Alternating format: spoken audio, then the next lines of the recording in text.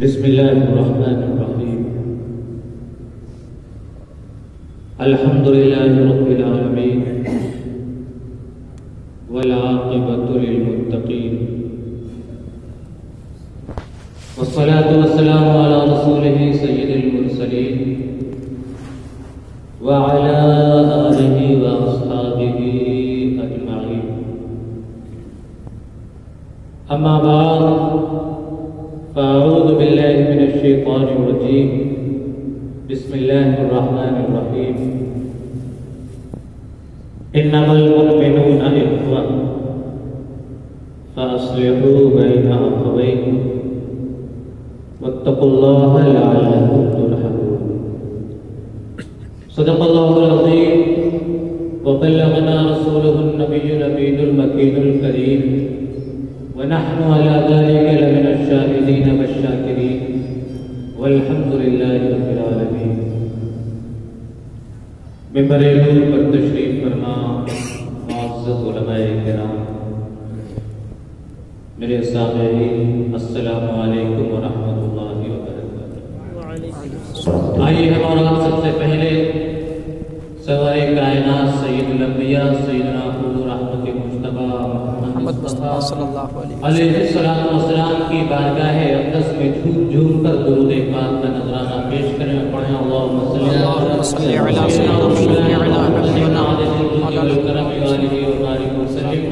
صلاۃ و سلام علیک یا رسول اللہ یا حبیب اللہ صلی اللہ تعالی علیہ وسلم. ایک شاعر کہتا ہے کہ یہ دنیا نفرتوں کے آخری اسٹیج پہ ہے. دنیا نفرتوں کے آخری یہ دنیا نفرتوں کے آخری اسٹیج پہ ہے. علاج اس کا محبت کے سوا کچھ بھی نہیں. بے شک بے شک. علاج اس کا محبت کے سوا کچھ بھی نہیں. اور ایک اور شاعر کہتا ہے کہ ہوس نے کر دیا ہے ٹکڑے ٹکڑے نوعے انسان. بے شک. ہوس نے کر دیا ہے ٹکڑے ٹکڑے نوعے انسان کو. اخوت کا بیان ہو جا محبت کی زبان. بے شک. سبحان اللہ. اور ایک شاعر بڑا پیارا شعر کہتا ہے کہ ایک شجر ایسا محبت کا لگایا جائے. شجر کے معنی درخت. ایک شجر ایسا محبت کا لگایا جائے جس کا ہمسائے کے آنگن میں بھی سایہ. زندہ باد. جس کا ہمسائے کے آنگن میں بھی سایہ. بے شک بے شک. اللہ رب العزت نے رشتوں میں بڑی محبت رکھی، بڑی کشش رکھی، ہمدردی کے جذبات رکھے.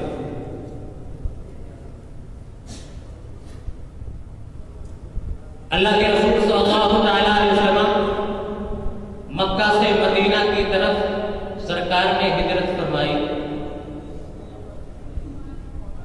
مکہ کے مسلمان بھی مشرکین مکہ کے ظلم و ستم سے عاجز آ کر مدینہ کی طرف ہجرت کر رہے ہیں. اپنا گھر بار چھوڑ کر کے مدینہ جا رہے ہیں. اپنے عزیز و اقارب چھوڑ کر کے مدینہ جا رہے ہیں. کوئی اپنا بیٹا چھوڑ کر جا رہا ہے، کوئی اپنا بھائی چھوڑ کر کے جا رہا ہے، کوئی اپنی بیوی چھوڑ کر کے جا رہا ہے. جب یہ مہاجرین اپنا وطن چھوڑ کر کے ایک نئے شہر میں آباد ہوتے ہیں، ایک نئے شہر کو اپنا وطن بناتے ہیں، نئے لوگ ہیں، اجنبی لوگ ہیں، گھر بار نہیں ہے، بے سر و سامانی کے عالم میں ہیں، اپنے عزیز و اقارب کو چھوڑ کر کے آ رہے ہیں، اپنے رشتے دار یاد آ رہے ہیں.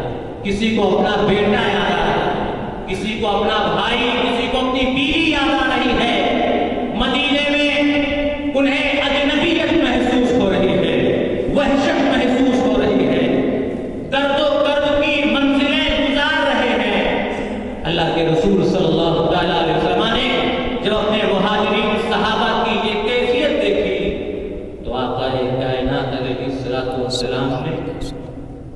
کے درد کا علاج فرمایا۔ صحابی رسول حضرت انس بن مالک رضی اللہ تعالیٰ عنہ کے گھر میں اللہ کے رسول علیہ السلام نے مہاجرین صحابہ کو بھی جمع فرمایا اور مدینے کے مستقل باشندے انصار صحابہ کو بھی جمع فرمایا، اور آقا کائنات علیہ السلام نے مدینہ کے انصاریوں سے فرمایا، میرے صحابہ سنو کہ مہاجرین اپنا گھر بار چھوڑ کر آئے، اپنے بھائی، اپنے بیٹے، اپنے بچے، اپنی بیویاں چھوڑ کر کے آئے ہیں، وحشت محسوس کر رہے ہیں، اجنبیت محسوس کر رہے ہیں، نیا وطن ہے، اچھا نہیں لگ رہا ہے۔ سنو، آج سے میں نے اپنے مہاجرین صحابہ کو تمہارا بھائی بنا دیا۔ وحشت محسوس مت ہونے دینا، اجنبیت کا احساس مت ہونے دینا، یہ درد اور کرب کی منزلوں سے ہرگز نہ گزرے۔ اللہ کے رسول علیہ السلام نے مہاجرین کے درمیان اور انصاریوں کے درمیان رشتہ قائم فرمایا تاکہ محبت عام، الفت عام، بیگانگی دور ہو، اجنبیت دور ہو۔ اللہ کے رسول علیہ السلام نے ایک انصاری کو بلایا، ایک مہاجر صحابی کو بلایا، دونوں کو بھائی بھائی بنا دیا۔ مدینے کے انصاریوں نے اس رشتہ اخوت کی کتنی پاسداری کی، آئیے تاریخ کا مطالعہ کرتے ہیں۔ مدینے کے انصاری جب سرکار کی محفل سے اٹھتے ہیں، اپنے مہاجر بھائی کو اپنے گھر میں لے جاتے ہیں، اپنے گھر کا سارا اثاثہ نکال کر کے اس مہاجر کے سامنے رکھ دیتے ہیں اور کہتے ہیں، اللہ کے رسول علیہ السلام نے آپ کو میرا بھائی بنایا ہے، اس لیے آج سے میرے پاس جو کچھ ہے وہ صرف میرا نہیں ہے، اس میں سے آدھا میرا ہے، آدھا آپ کا۔ تاریخ بتاتی ہے کہ اگر کسی کے پاس 2 مکان تھے تو ایک مکان اپنے پاس رکھا، ایک اپنے مہاجر بھائی کو دے دیا۔ کسی کے پاس 10 بکریاں تھیں، 5 بکریاں اپنے پاس رکھی، 5 بکریاں اپنے مہاجر بھائی کو دے دی۔ کسی کے پاس جو بھی سامان تھا سب آدھا آدھا تقسیم کر کے آدھا اپنے پاس رکھا، آدھا اپنے مہاجر بھائی کو دیا۔ حد تو یہ ہو گئی کہ ایک انصاری صحابی حضرت سعد بن ربیع ہیں، اللہ کے رسول علیہ السلام نے حضرت عبد الرحمن بن عوف کو ان کا بھائی بنایا تھا۔ سعد بن ربیع انصاری عبد الرحمن بن عوف کو لے کر کے اپنے گھر جاتے ہیں، اپنا اثاثہ تو تقسیم کرتے ہی ہیں، کہتے ہیں، میرے بھائی سنو، اللہ نے مجھے 2 بیویاں عطا کی ہیں، اللہ نے مجھے 2 بیویاں عطا کی ہیں، آپ میری ان 2 بیویوں میں سے جسے پسند فرمائیں میں اسے طلاق دے دیتا ہوں، پھر وہ عدت گزار لے گی، آپ سے نکاح سبحان اللہ، سبحان اللہ۔ دنیا کی کوئی تاریخ ایسے ایثار، ایسی قربانی کی نظیر پیش نہیں کر سکتی۔ بے شک لیکن یہ مہاجرین بھی بڑے غیرت مند تھے، یہ زیادہ دنوں تک دوسروں کے سہارے رہنے والے نہیں تھے۔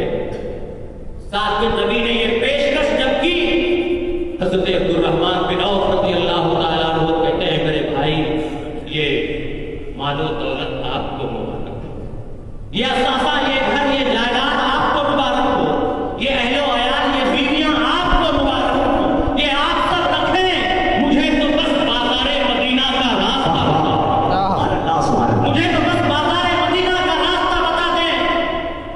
سعد بن ربیع رضی اللہ تعالیٰ عنہ نے حضرت عبد الرحمن بن عوف کو مدینے کے مشہور بازار میں رکا کا راستہ بتا دیا۔ حضرت عبد الرحمن بن عوف صبح کے وقت مدینے کے بازار میں جاتے ہیں، کچھ گھی خریدتے ہیں، کچھ پنیر خریدتے ہیں، اور صبح سے شام تک بازار میں بیچتے رہتے ہیں، محنت کرتے ہیں، جد و جہد کرتے ہیں، جو بھی ملتا ہے شام کا وقت آتا ہے، سمیٹتے ہیں اپنے گھر، اپنے بھائی کے گھر واپس آ جاتے ہیں، دوسرے دن پھر بازار جاتے ہیں، پھر وہی کام کرتے ہیں، تیسرے دن پھر جاتے ہیں، چوتھے دن پھر جاتے ہیں۔ اللہ رب العزت نے ان کی محنت، ان کی جد و جہد کی بدولت، ان کی تجارت میں اتنی برکت عطا کی کہ تھوڑے ہی سے عرصے میں اللہ نے انہیں اتنی دولت عطا کر دی کہ اب انہوں نے خود اپنی شادی فرمائی۔ اللہ کے رسول علیہ السلام کی بارگاہ میں ہاتھ دھوتے ہیں، کپڑے بتا رہے ہیں کہ شادی کی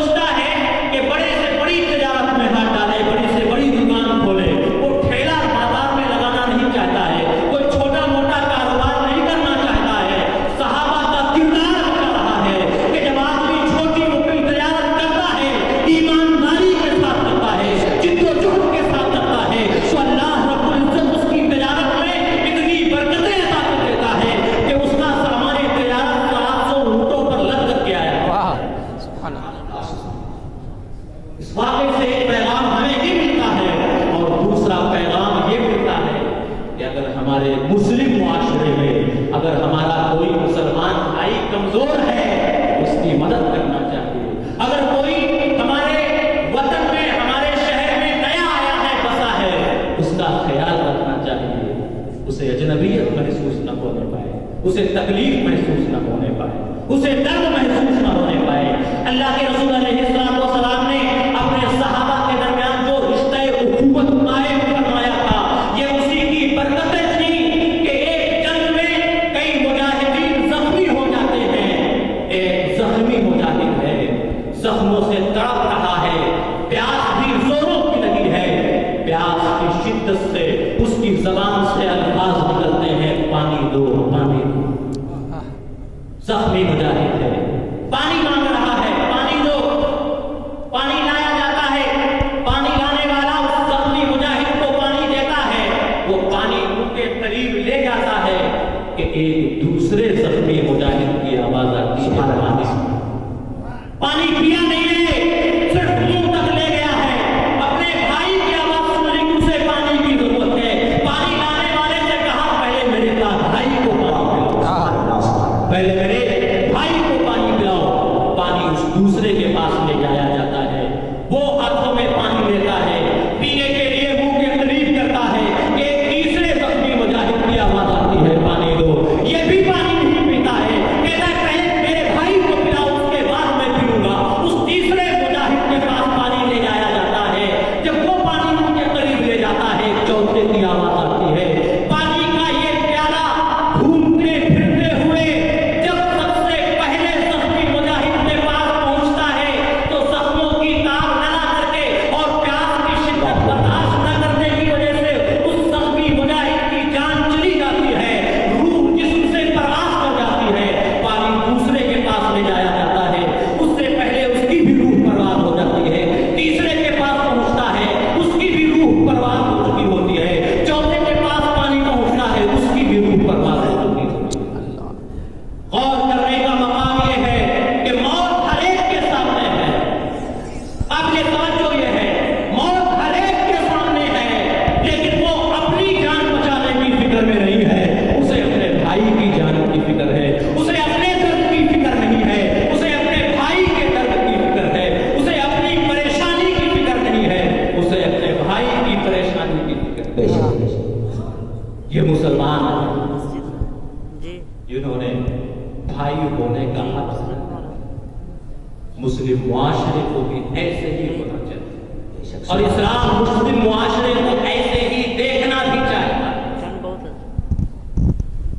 اسلام مسلمانوں کو ایسا ہی دیکھنا چاہتا ہے کہ ایک کو تکلیف ہو تو درد دوسرے کو، ایک کو پریشانی ہو تو تکلیف دوسرے کو بھی۔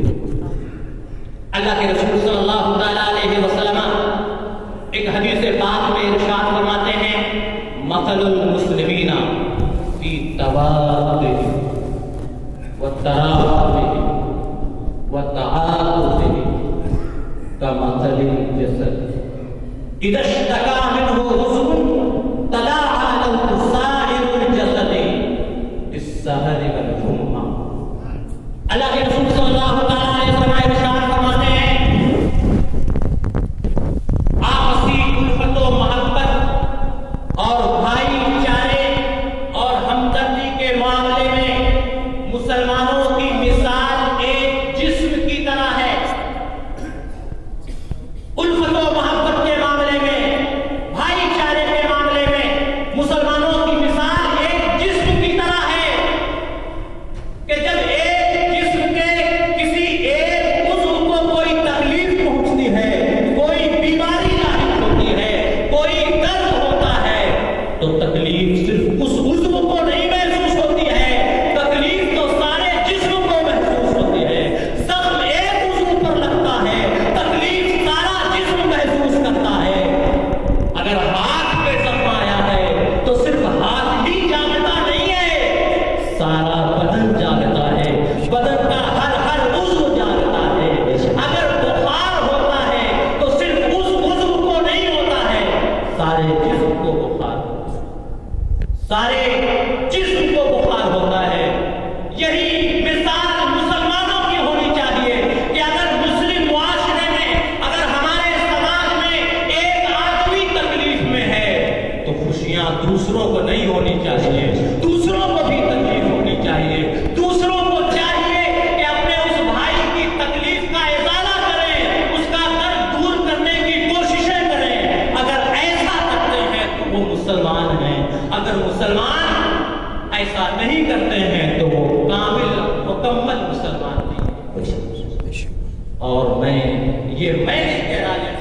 کے رسول علیہ السلام ایک حدیث پاک میں آتا ہے کائنات علیہ السلام ارشاد فرماتے ہیں لا یؤمن احدکم حتی یحب لأخیہ ما یحب لنفسہ.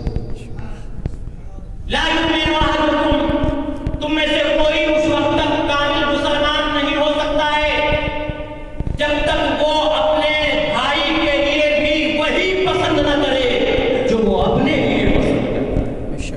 جو وہ اپنے لیے پسند کرتا ہے، جو وہ اپنے لیے پسند کرتا ہے جب وہ اپنے بھائی کے لیے بھی پسند کرے گا، اور جو اپنے لیے پسند نہیں کرتا ہے اپنے بھائی کے لیے پسند نہیں کرے گا، تبھی وہ کامل مسلمان،